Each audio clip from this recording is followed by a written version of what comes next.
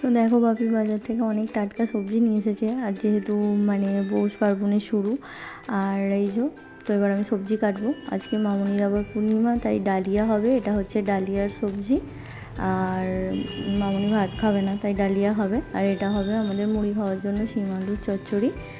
আর এখানে হবে হচ্ছে মানে আজকে সব কিছু সবজি দিয়ে একটা তরকারি হবে। তার মধ্যে রয়েছে এখানে শিম, গাজর, বেগুন, আর এখানে রয়েছে মটরশুঁটি, বাঁধাকপি আর টমেটো, আর এখানে রয়েছে অল্প একটু ফুলকপি, আর রয়েছে এখানে লম্বা লম্বা করে কাটা আলু। এই সব সবজিগুলো দিয়ে একটা তরকারি হবে। এখানে রয়েছে ধনেপাতা কুচি আর টমেটো কুচি, আর আদা রসুনটা এখনও কাটিনি, কাটবো।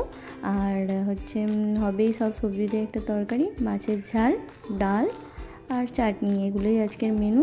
কারণ আজকে রান্না খুব বেশি হচ্ছে না, আজকে মানে আদার্স কাজ প্রচুর, আজকে প্রচুর কাজের চাপ। তো এটাই আমাদের আজকে দুপুরের মেনু। কেমন লাগলো জানিও। আর তোমাদের কার কী মেনু আছে? তো দেখো আমাদের বাড়ির আজকের অবস্থা, এখানেও ভর্তি, ছাদেও